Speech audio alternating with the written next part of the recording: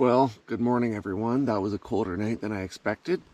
I got my wool on now, feeling a little bit better. I'll show you a couple things. This is my tent. My sleeping pad is here. On this trip, all my gear is going in 20-liter dry sacks. That's gonna keep it organized and I can kind of move it around the boat. Got my Winchester Model 70 Extreme Weather. These are my new boots. I did not break these in. These are Crispies. I don't know if you can see those in that lighting or not, but I'm going to be wearing those for part of the trip, although I'm also going to be wearing hip waders for part of the trip. So these big dead trees here, note the broken tops. When I first set up last night, I didn't know those were there, so I set up here. And this is not a great campsite because of those.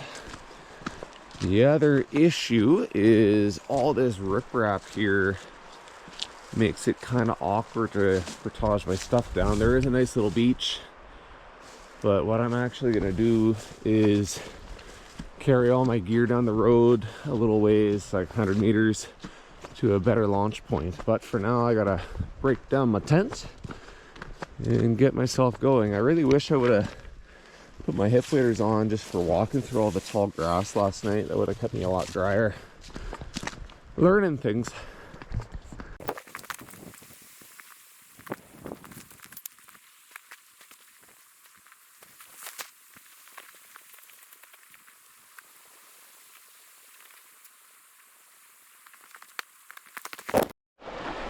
All right, we made it to the river. I'm eating a bagel. Got my canoe loaded up here. Show you what I got undone. Most of the gear is in the front. It looks bad, but this whole area is pretty hollow. That's where the elk would go. Got my kneeling pad. I got my clip-on yoke and stuff, spare paddle. Got my rifle and my bag back here. Waders are the best. I'm just set up in this little slack water area here. The canoe's just sitting on its own, but I've got really long painters on either end.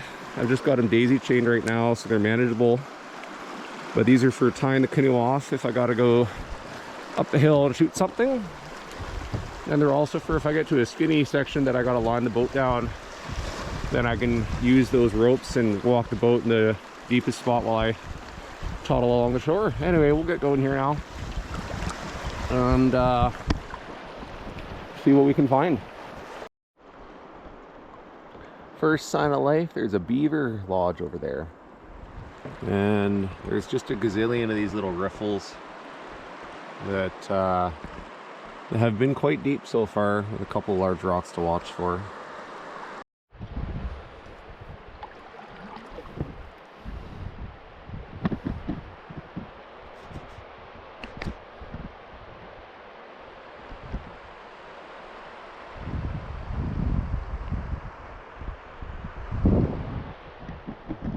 I gotta go down a rapid here. Well, not really a rapid, a riffle, but the sun came out and it warmed up. It was really cold this morning, and I've seen no critters, but I have seen some elk tracks, so that's promising.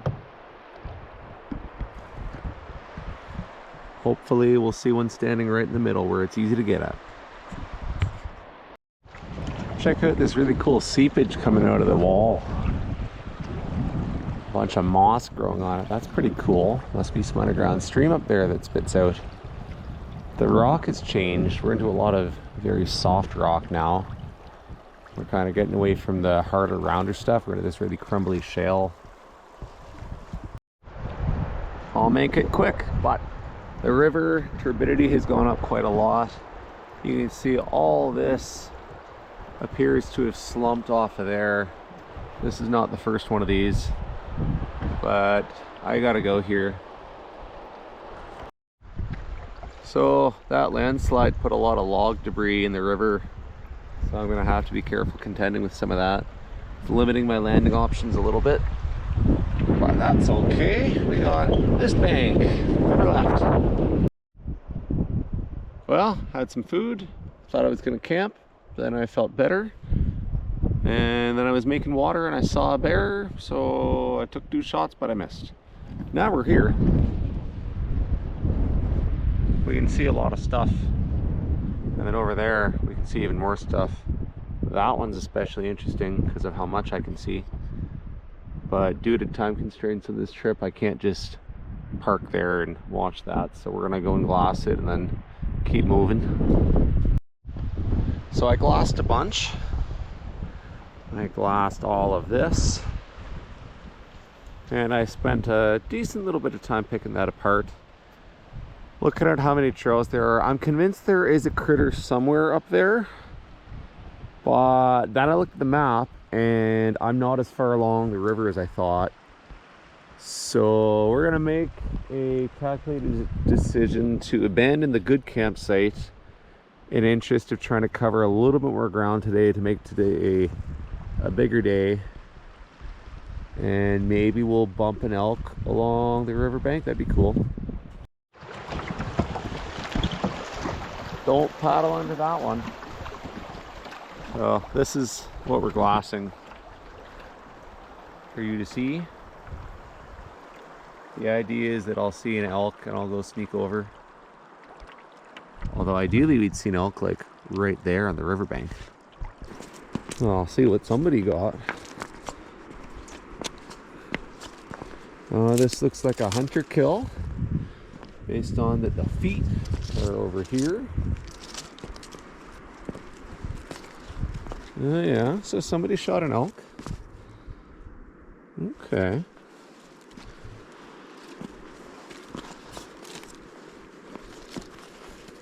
There's a jaw. Looks like they skinned out the head, so I'm thinking it was a bull. They bothered skinning the head out. Interesting. Well, shows that there was at least one elk here at some point. Back to the boat. We're not that far past where we saw the elk carcass. Heard a noise in a bush. So off I went. Turns out they're domestic cows. Here are some more scenery shots.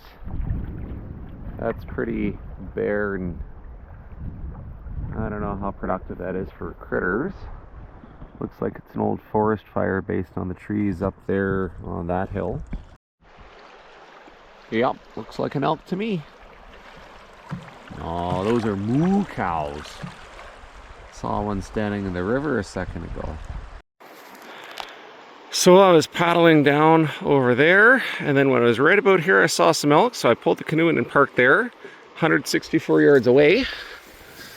Over here, in this little grassy area, there was an elk standing there, there was an elk standing here. This one was at a better angle, so I shot this one, spun around, shot it again.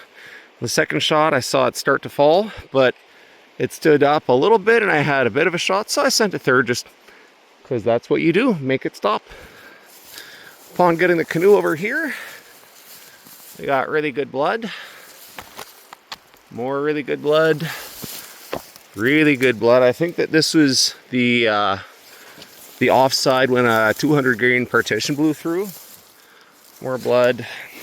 So it was basically crashing this whole time. And here's an elk. So, yeah, there you go. I got a Model 70 there for scale. It's not the biggest elk I've ever shot by any means, but hey, I gotta fit this in the canoe and paddle down a river still, so big's not maybe the best thing here.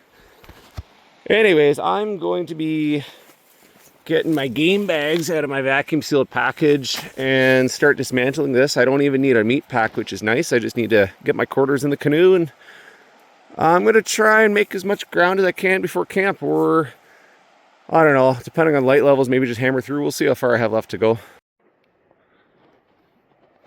Good morning.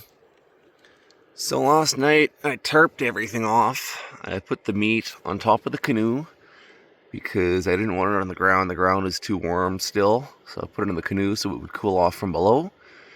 And I thought it was going to rain, so I threw my tarp over top of it to keep it dry. But I don't know if you can see, it is awfully frosty this morning. So, living in a meat cooler. I'm not worried about that. So this is what I did for meat storage last night. Ideally, I would have hung them up in a tree, but it was dark and getting late. So instead, I put them on the canoe. It's a really thin canoe, so there's good airflow and it cools it off from below. And there was ice on the paddles, so I'm not really worried. They're all cool to the touch now. They had airflow underneath of that tarp, so we're laughing. I'm really cold again. It's a chilly morning. Frosty on the tent. And I gotta make ground like mad today, so I'm gonna start boogieing.